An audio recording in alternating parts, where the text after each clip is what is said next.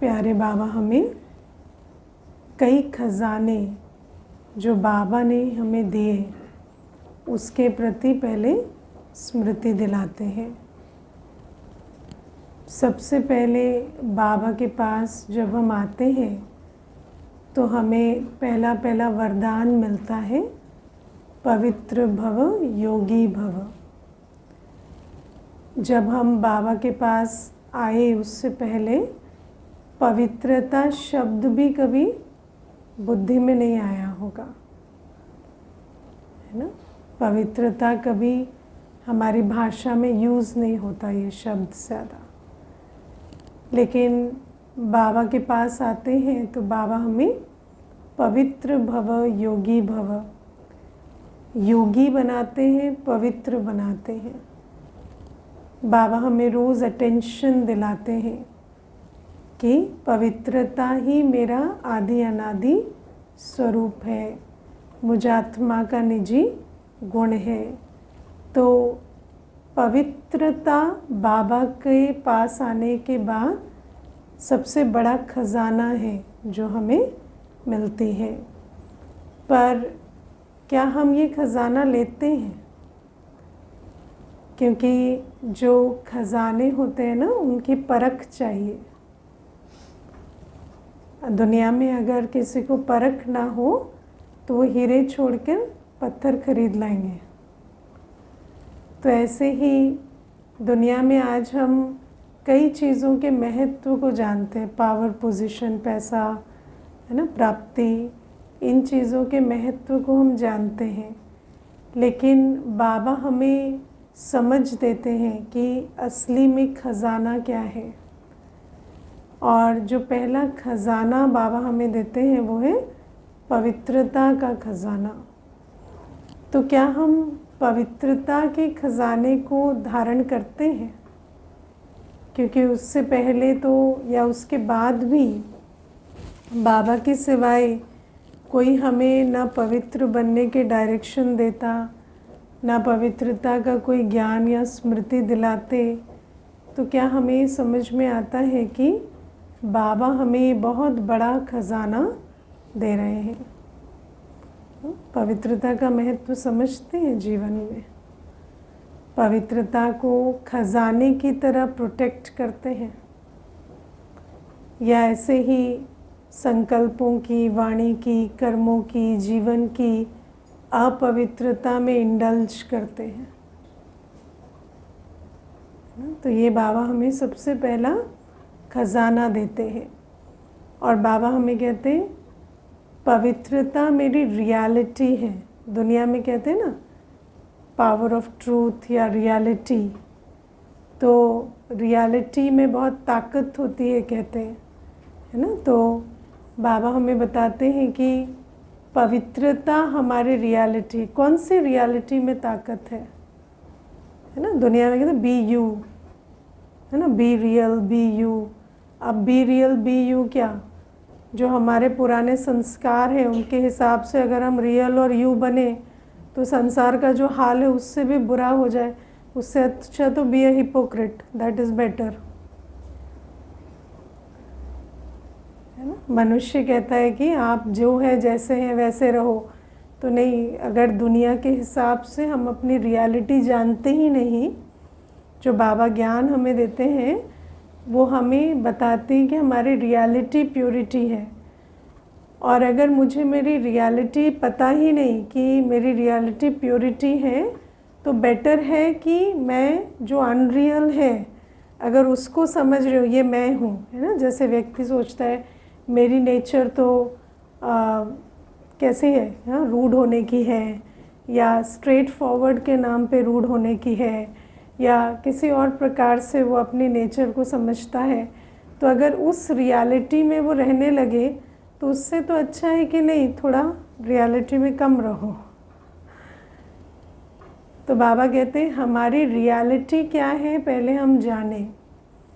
तो बाबा हमें कहते हैं पवित्रता हमारी रियलिटी है। और कैसी रियलिटी? तो इस समय की रियलिटी नहीं है।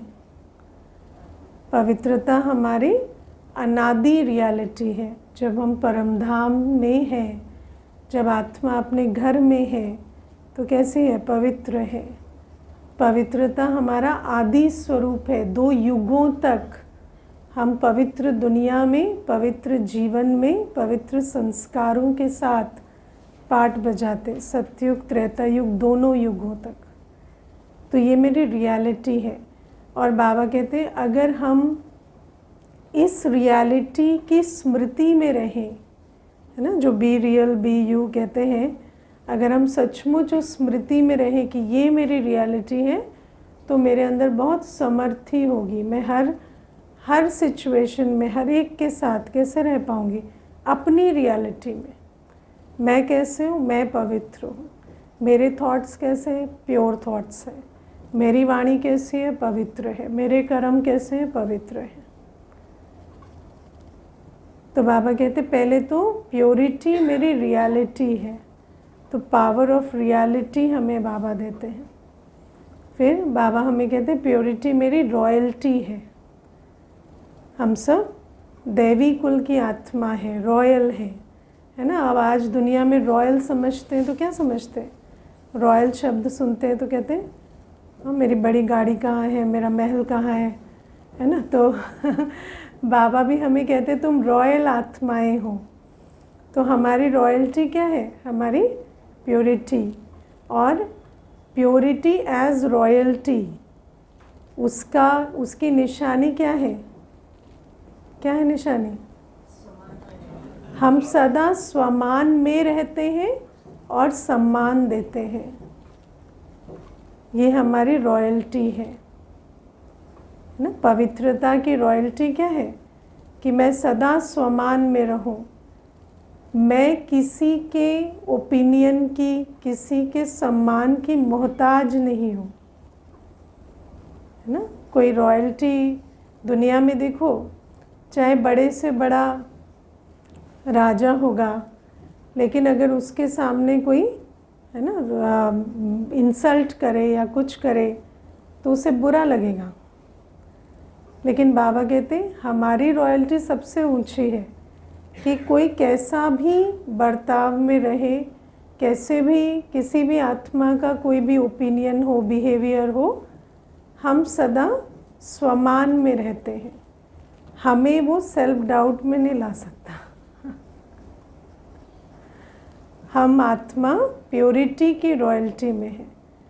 आत्मा जब पवित्र है, जब आत्मा से कभी कोई उल्टा कर्म नहीं होता, तो किसी और का बोल, व्यवहार या कर्म उसे सेल्फ डाउट में नहीं ला सकता। समझ आए? क्योंकि हमें कभी कभी ऐसा लगता है कि दूसरे के कहने से हमें बुरा लगा, पर हमें दूसरे के कहने से बुरा क्यों लगता है? क्योंकि हमारे अपने कर्मों में कुछ ना कुछ उनकी जो बातों की सच्चाई है वो दिखाई देती है। लेकिन जब हम पवित्रता में रहते हैं, जब मुझ आत्मा से कोई उल्टा संकल्प, बोल या कर्म नहीं होता, जब मैं आत्मा पवित्र जीवन, पवित्र आचरण में रहती हूँ, तो मेरे अंदर क्या दिखाई देगा? स्वमान। किसी का बोल, किसी का व्यवहार मुझे अपमानित महसूस नहीं करा सकता, है ना। क्योंकि आत्मा का अपमान सिर्फ अपने व्यवहार से हो सकता है। हमारा अपना आचरण, अपने संकल्प, अपने कर्म ही हमें स्वमान से नीचे लेकर आते हैं।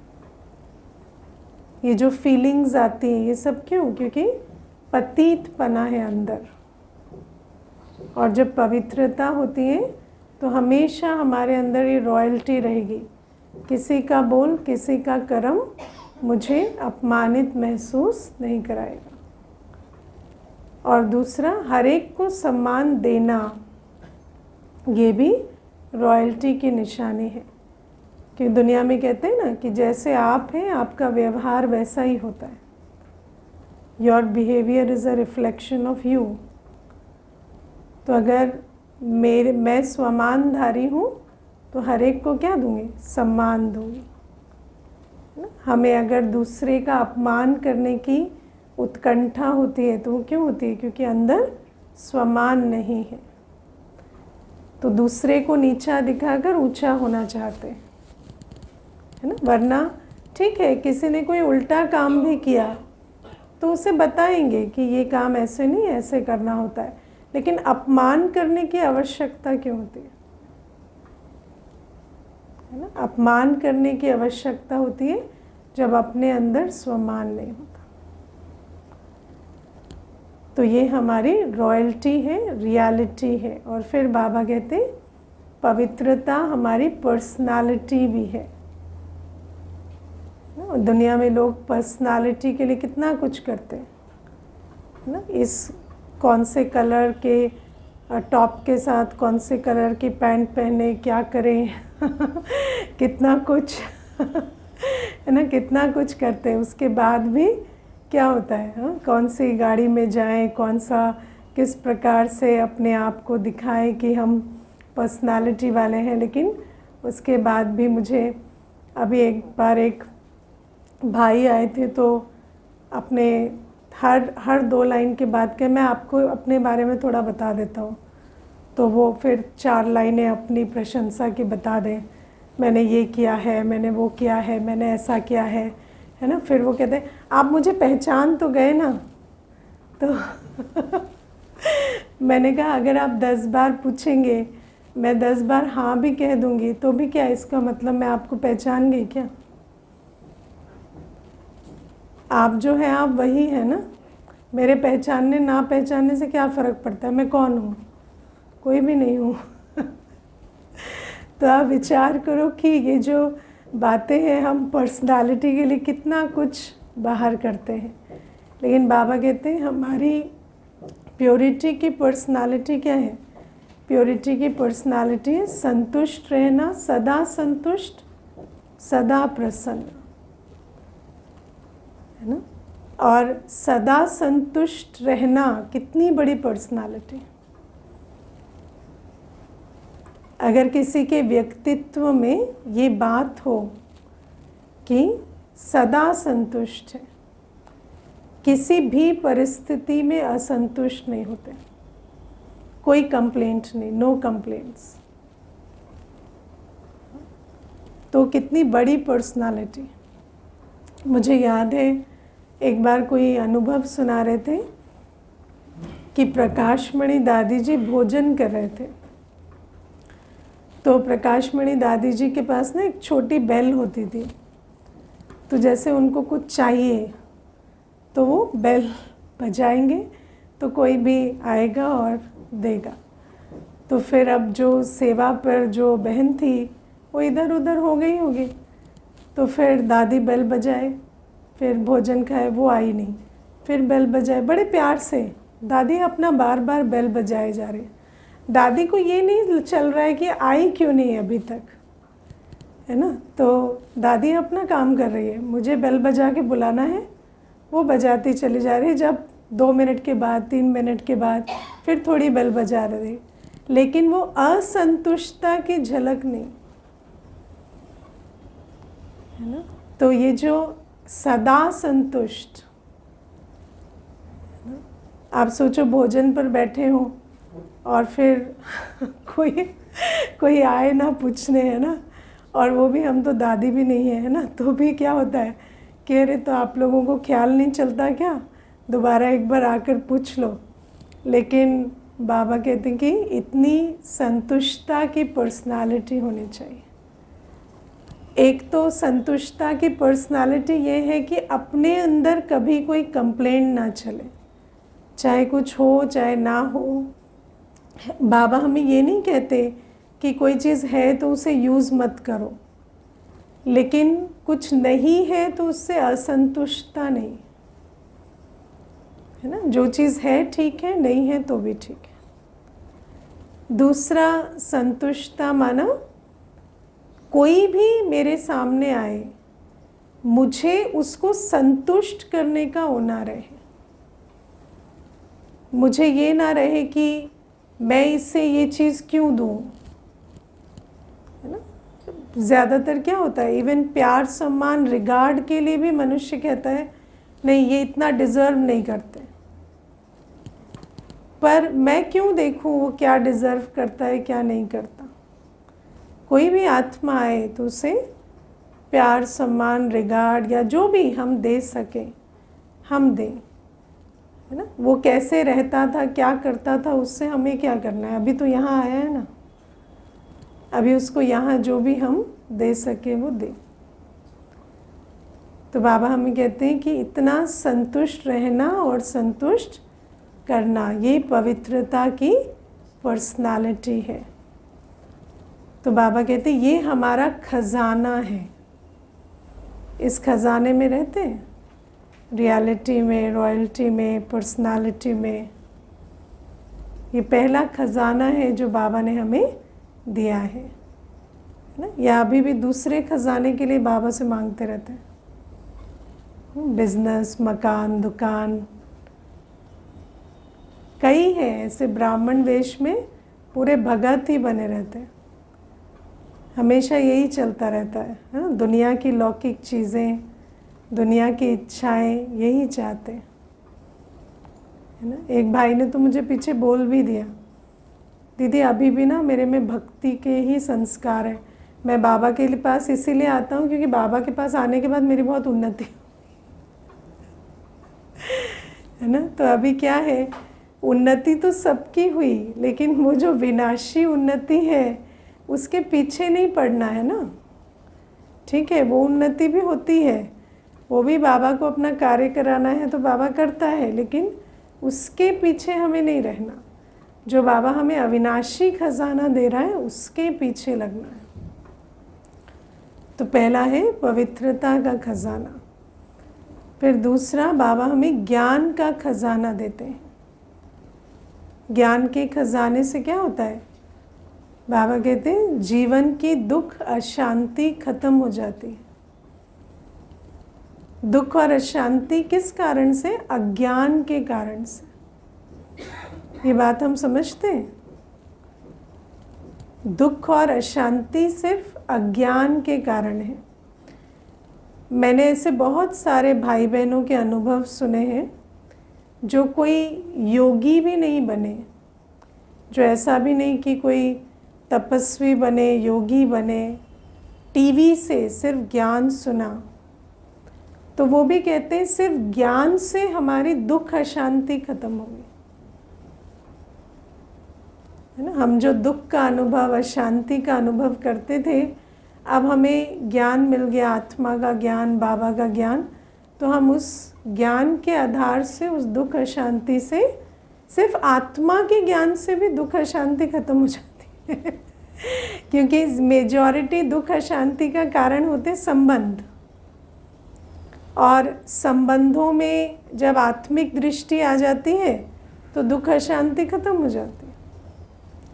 जब समझ आ जाता है ये आत्मा है, ये अपने संस्कारों के परवश है, ये मेरी वजह से ऐसा बिहेव नहीं कर रहे, अपनी वजह से कर रहे हैं, तो दुख अशांति खत्म हो जाती है। हमें उनको रहम की दृष्टि से देखना है, ऐसा समझने से दुख अशांति खत्म हो जाती है। एक बल भी मिल जाता है दीदी। हाँ, वो ज्ञान का बल ही है ना, हाँ वो मिलता है। तो वो जो ज्ञान का बल है वो दुख अशांति खत्म कर देता है, क्योंकि दुख अशांति का कारण है व्यर्थ संकल्प। और व्यर्थ संकल्प कैसे शुरू होते, क्या, क्यों। जैसे क्यों कहा तो व्यर्थ शुरू हो जाता है। क्यों, बाबा कहता है क्यों की क्यों होती है, क्यों एंडलेस होता है क्यों का कोई आंसर नहीं होता।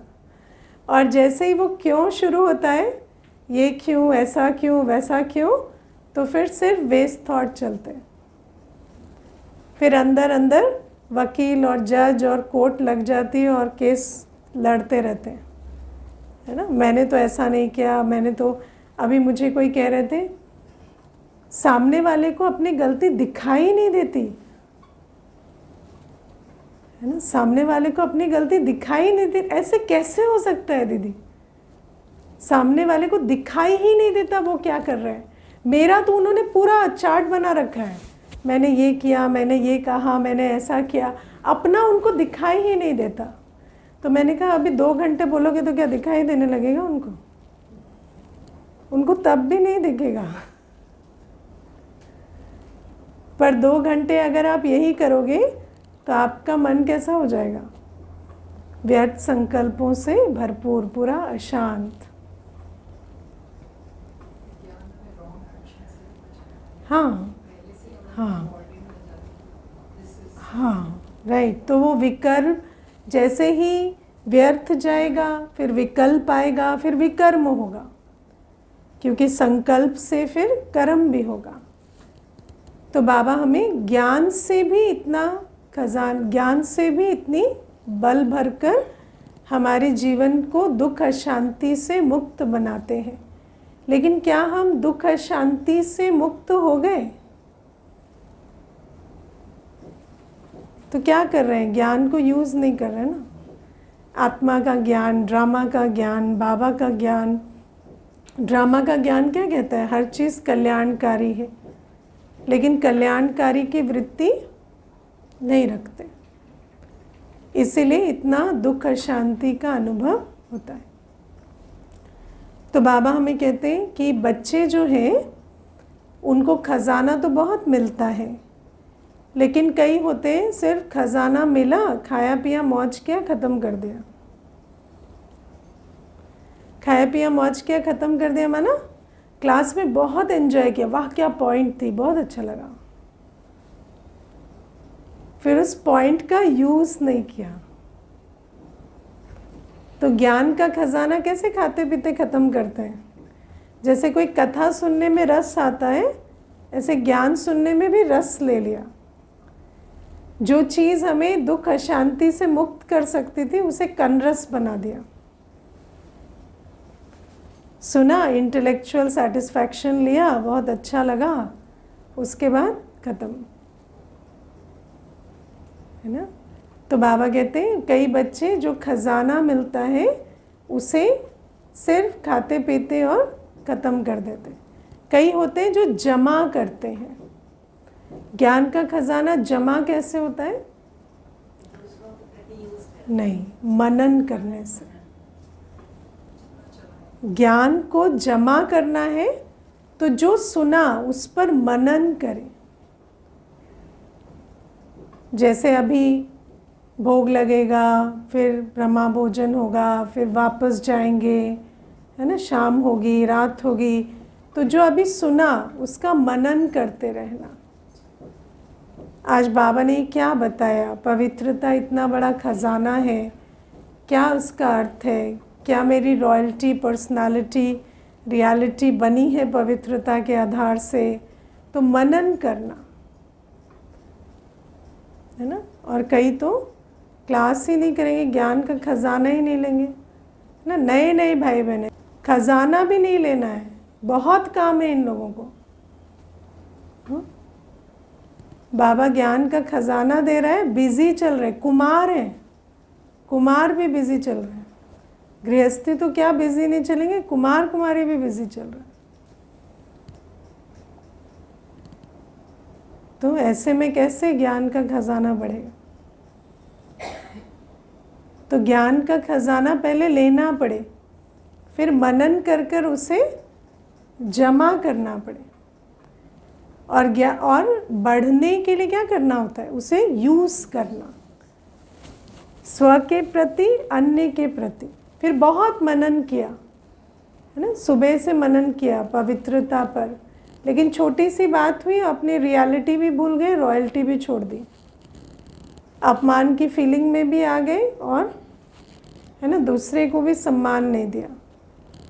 तो वो क्या है? फिर उसको बढ़ाया नहीं। तो पहले तो खजाने को लेना है, फिर खजाने को बढ़ाना है, जमा करना है, फिर बढ़ाना है। तो ये ज्ञान के खजाने के बारे में। फिर दूसरा खजाना योग का खजाना, योग से शक्तियों का खजाना मिलता है ना। योग की विधि बाबा ने सिखाई, जितना योग करेंगे उतना शक्ति मिलेगी। हाँ, योग करते हैं। मैंने देखा आधे सोते हैं योग के समय, है ना। योग के समय सोएंगे तो शक्ति कब जमा होगी? आपको पता है ना, दुनिया में एक कहावत है, जब भगवान भाग्य बांट रहा था तो तुम मुंह धोने गए थे। तो फिर उसका उत्तर क्या? नहीं, सो रहे थे।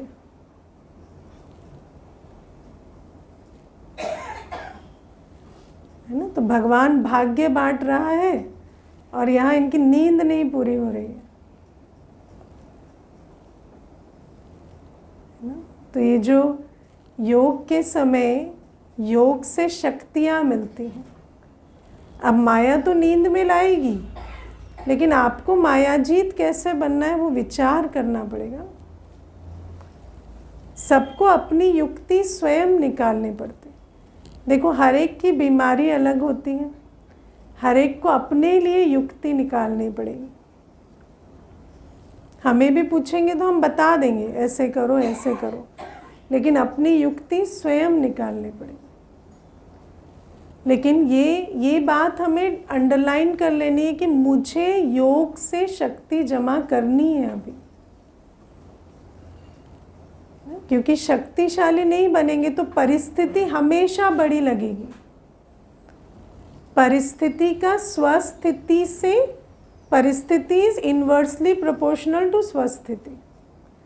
स्वस्थिति कमजोर है, परिस्थिति हमेशा विकराल लगेगी। कोई कितना भी कहे ये छोटी सी बात है, नहीं, मेरे लिए बड़ी बात है, क्योंकि मेरी स्वस्थिति कमजोर है। इसीलिए तो आजकल कहते हैं ना कि कोई अगर कहता है मेरे लिए बड़ी बात है तो उसके साथ कंपैशन रखो। क्यों? क्योंकि उसके लिए वो बड़ी बात है, क्योंकि स्वस्थिति कमज़ोर है। लेकिन कंपैशन रखने के साथ उन्हें बताओ कि ये स्वस्थिति बढ़ेगी कैसे, वरना तो एक छोटी सी परिस्थिति, आजकल आप देखो, मुझे याद है एक माता थी यहीं पास में, तो आई और बोली मेरी बेटी ने 12th क्लास की बच्ची थी, उसने सुसाइड कर दिया। तो मैंने उनको पूछा क्या हुआ था, मतलब कोई ऐसी बात हुई थी, क्या हुआ था जो आपको याद हो, कुछ आपने नोटिस किया हो। तो कहती कुछ नहीं, शाम को हम बैठे थे, वो कहने लगी मुझे वो ट्रिप पे जाना है। तो मैंने कहा बाद में बात करेंगे। तो इसके पिताजी कहने लगे कि पढ़ती लिखती है नहीं, बस यहाँ ट्रिप पे जाना है, वहाँ ट्रिप पे जाना है। तो लेकिन ऐसा भी नहीं हुआ कि हमने उसको कहा कि नहीं जाना है, इतनी ही बात हुई, वो डिसीजन भी नहीं हुआ और ट्रिप भी अभी टाइम था उसको, और रात को तो उसने सुसाइड ही कर लिया। अब वो मुझे नहीं पता कि इस बात से किया या किसी और बात से किया, क्योंकि बहुत सारी बातें चल रही हैं, लेकिन ये बात भी हुई थी। तो विचार करो कि आज मनुष्य आत्मा को क्या होता है छोटी छोटी बातों में। अभी देखो, एक दिन एक कन्या आई थी, सेंटर जाती थी, तो छोटी कन्या है, ग्रेजुएशन में। तो कहती कि 6 महीने से मैं सेंटर नहीं गई, जिस भी सेंटर जाती थी। तो मैंने कहा क्यों नहीं गए? तो कहती एक दिन ना दीदी योग करा रही थी और सबको दृष्टि दी, मुझे नहीं दी। तो मैंने कहा कि अब आपको कैसे पता, हो सकता है वो दी भी हो, मतलब ऐसे पता थोड़ी चलती। कि नहीं नहीं, मुझे पूरा पता चलता था, वो मुझे दृष्टि देती थी और इस बार दी नहीं। तो मैंने कहा फिर आप पूछ लेते जाके। तो कहती नहीं, जब दृष्टि नहीं दी तो बात क्या करनी है, और मैंने जाना छोड़ दिया। तो मैंने कहा कमाल है आपकी में, मतलब तो आप विचार करो, आत्माएं कैसी कैसी बातों से उखड़ जाते हैं, टूट जाते हैं, छूट जाते हैं, बाबा को छोड़ देते हैं। क्यों? शक्ति नहीं। और शक्ति कैसे मिलेगी? योग से मिलेगी। लेकिन वो योग तो करना पड़ेगा ना। तो बाबा कहते योग से शक्ति मिलेगी। और योग जब जैसे योग में बैठते हैं, चाहे योग लगे ना लगे, वायुमंडल में अच्छा लगता है, उसको कहते हैं खाया पिया खत्म कर दिया। जमा किया क्या होता है?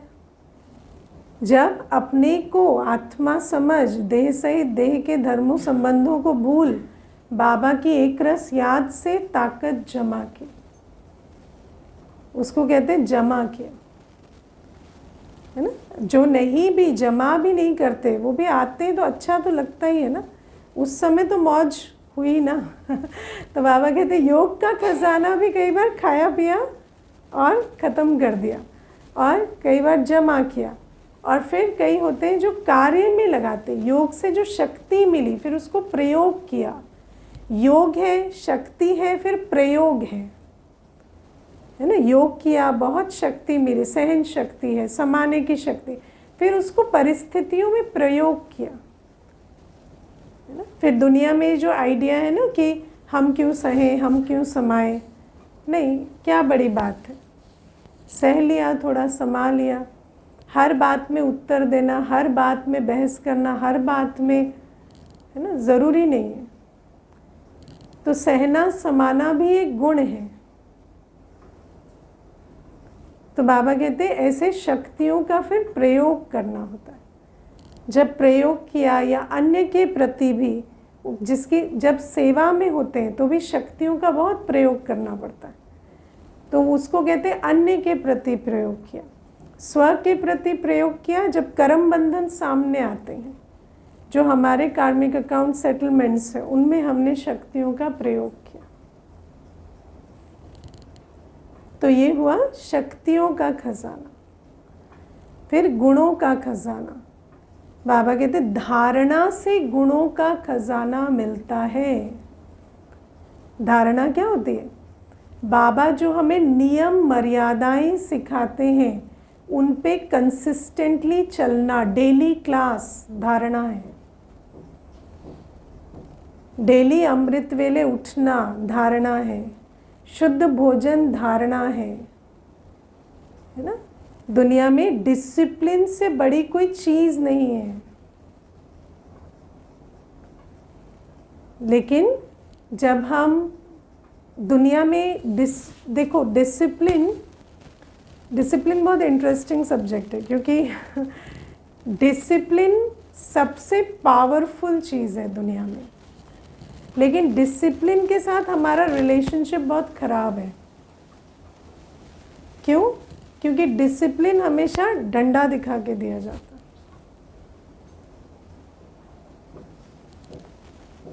है। जब भी डिसिप्लिन सिखाया जाता है, मार के, डांट के सिखाया जाता है। इसीलिए डिसिप्लिन हमें अच्छा नहीं लगता। इसीलिए वो डिसिप्लिन हमें गुणवान नहीं बनाता, हमें वो डिसिप्लिन बागी बनाता। समझ आया?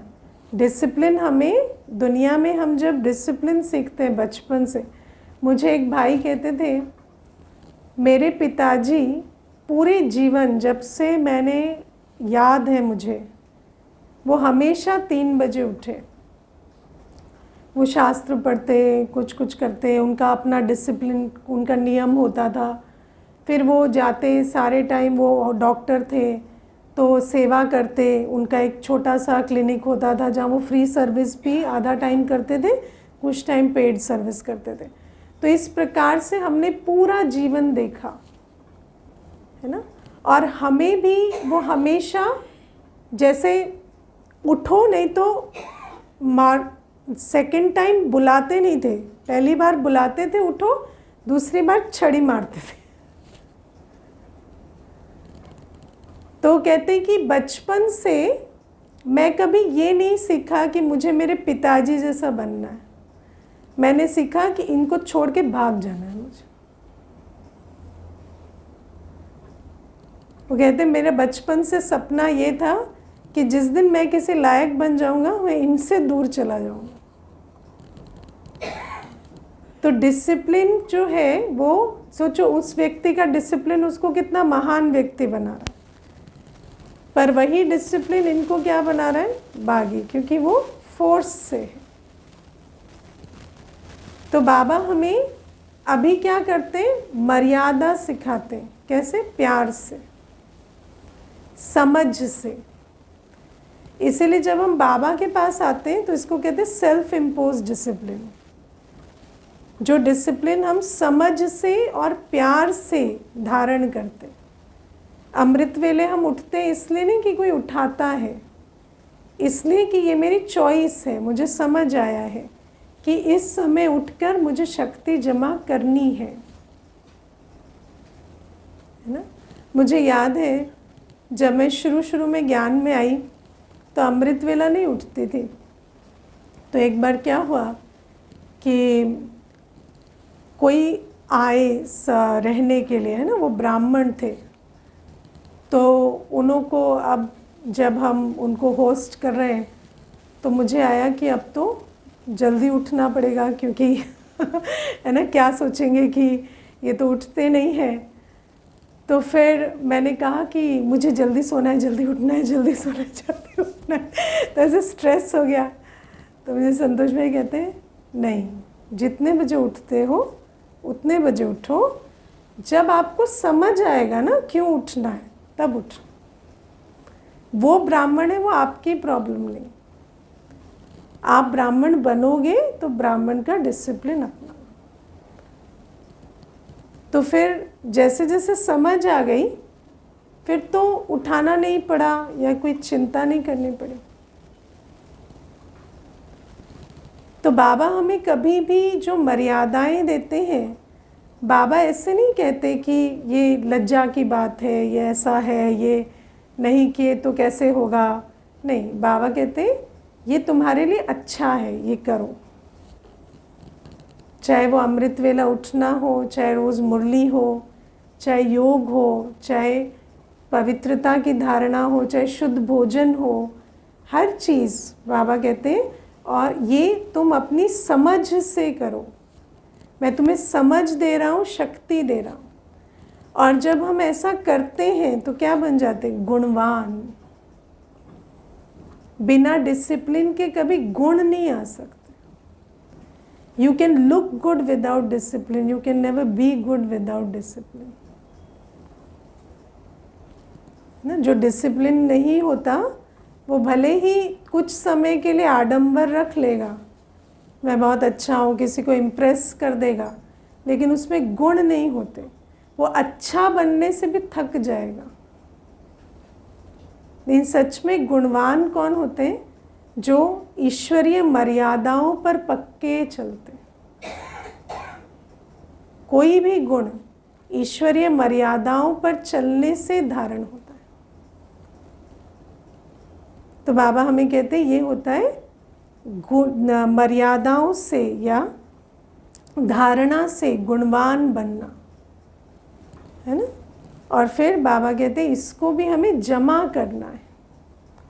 ऐसे नहीं थोड़ा समय चले, थोड़ा समय मर्यादा, थोड़ा समय मर्यादा का बल, बाद में नहीं, कंसिस्टेंटली। तो ये जमा होगा और फिर इसे कार्य में भी लगाना है। जो गुण हमें मिले, आप सोचो अगर आप किसी के अंग संग रहते हैं, आज आप विचार करो कितने जीवन यज्ञ में समर्पित हुए, है ना। मैं जब नई ज्ञान में आई तो मेरा ये बहुत विचार चलता था कि जो विदेश के भाई बहनें हैं, जिनको ना भाषा समझ में आती है हमारी, ना उनको हमारे कल्चर से कोई इत्तेफाक है, वो इतने समर्पित कैसे हुए? क्योंकि इतनी सेवाएं विदेशों में विदेश के भाई बहनें समर्पित होकर संभाल रहे। तो कभी कभी ऐसे प्रश्न आता था। तो फिर जब अनुभव सुने तो पता चला कि ये जो दादियों के या जिन दीदियों के पास वो रहे, उनकी जो जीवन थी उसको देखकर प्रेरणा से समर्पित हुए। तो बाबा हमें कहते गुणवान बनकर अपने जीवन से अन्यों को भी प्रेरणा देना, ये होता है बढ़ाना उस गुण के खाते को। और गुण का खाता बढ़ाना, आप सोचो एक गुणवान ने अनेक गुणवान बनाए, तो आज ये जो दैवी गुणों का जो झाड़ लग रहा है वो कितना वृद्धि को पा रहा है। तो ये भी बाबा हमें बताते। फिर सेवा से बाबा कहते दुआओं का खजाना मिलता है। बाबा हमें रूहानी सेवा सिखाते। जिस्मानी सेवा से क्या होता है? जिस्मानी सेवा से अल्पकाल की दुआएं मिलती। आप विचार करना, कोई भीख मांगने वाला है, आप रोज़ एक ट्रैफिक सिग्नल से पार करते हैं और वो आपसे मांगता है, आप उसे 2 रुपये 5 रुपये देते हैं। जब आप देंगे तो दुआएं देगा, जिस दिन आप देना बंद करेंगे क्या करेगा?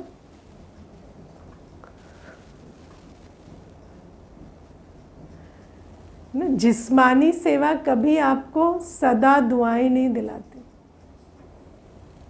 और जिस्मानी सेवा आप हमेशा नहीं कर सकते। बच्चों के लिए ही नहीं कर सकते तो दूसरे का तो छोड़ो। हमेशा किसी को फिज़िकली फैसिलिटेट करना आसान नहीं। मुझे याद है, मैं जब ऑफिस में काम करती थी, एक भाई था, बहुत काम करता, मतलब आप समझ लो कि 4 लोग भी छुट्टी पे हो तो काम संभाल लेता था। फिर एक समय आया जब उसको आवश्यकता पड़ी छुट्टियों की, तो सब ने पीठ पीछे उसकी निंदा की। चला गया है, छोड़ के चला गया है, इतना काम छोड़ गया, एक तो अपने सर पर इतना ले लिया, अब हमारे सर पर डाल दिया। तो दुआएं थोड़ी ली। तो बाबा हमें कहते हैं जिस्मानी सेवा कभी सदा काल की दुआएं नहीं दिलाती, क्योंकि वो दूसरे को डिपेंडेंट बनाती है। जो आप पे डिपेंडेंट है ना, वो कमज़ोर बनता है। और वो आज तो बहुत खुश है क्योंकि उसको अल्पकाल की, क्या कहें, उसको एक शफा मिल रही है ना, उसको आसान हो रहा है जीवन। लेकिन वो तो डिपेंडेंट हो गया, वो कल उसको वो फैसिलिटी नहीं मिलेगी तो वो तड़पेगा, और तड़पने वाला दुआएं थोड़ी देगा। और बाबा कहते, बाबा हमें रूहानी सेवा सिखाते। बाबा हमें किसी का काम करने के लिए नहीं कहते। बाबा कहते हर आत्मा में बल भरो, हर आत्मा को सेल्फ रियलाइजेशन, योग, है ना, ड्रामा का ज्ञान, ये दो, परिचय दो बाबा का, किस प्रकार वो अपनी आत्मिक शक्ति बढ़ा सके, वो मार्ग बताओ। जब हम हर आत्मा के लिए ये सेवा करते हैं तो हमें हमेशा दुआएं मिलती हैं। आप एक सशक्त आत्मा का, है ना, आत्मा को सशक्तिकरण का मार्ग बनाएंगे तो वो आत्मा आपको हमेशा दुआएं देगी, क्योंकि उसको दुआएं देने के लायक बनाया ना, है ना। तो एक होता है सेवा को साधारण वृत्ति से कर लेना, सेवा में भी आनंद आता है ना, ऐसा नहीं है, सेवा किए मिलजुल के अच्छा लगा। लेकिन दूसरा होता है सेवा का खाता जमा करना। सेवा का खाता जमा कैसे होता है? जब हम समझ से कि ये विश्व कल्याण का कार्य है, निमित्त भाव से, निर्माण भाव से सेवा करते हैं बाबा की याद में, और मैं इंस्ट्रूमेंट हूँ, मैंपन के बिना सेवा करते हैं, इतना अटेंशन देते हैं तो जमा का खाता बनता है। वरना मैंने किया, मैंने आज ये किया, मैंने आज वो किया, खुशी होती है, पर वो क्या है, खाया और गंवा दिया। सेवा की, खुशी भी हुई, लेकिन वो खाया और गंवाया। लेकिन जब मैं नहीं, बाबा करा रहा है, बाबा इंस्ट्रूमेंट बना रहा है, बाबा को शुक्रिया करते हुए सेवा की और उसका मान शान नहीं स्वीकार किया, तब उसका खाता जमा होता है। और फिर जब वो सेवा स्वउन्नति का साधन बनती है, अनुभवी बनाती है, या दूसरे के कल्याण अर्थ हम सेवा करते हैं, तो उससे दुआओं का खाता भी मिलता है। तो बाबा ये हमें समझा रहे हैं कि बाबा हमें कई खजाने देते हैं, उनको हमें खा पी के ख़त्म नहीं करना। उनको पहले बाबा से लेना है, फिर जमा करना है और फिर उसे कार्य में लगाकर बढ़ाना भी है। अच्छा, ओम शांति।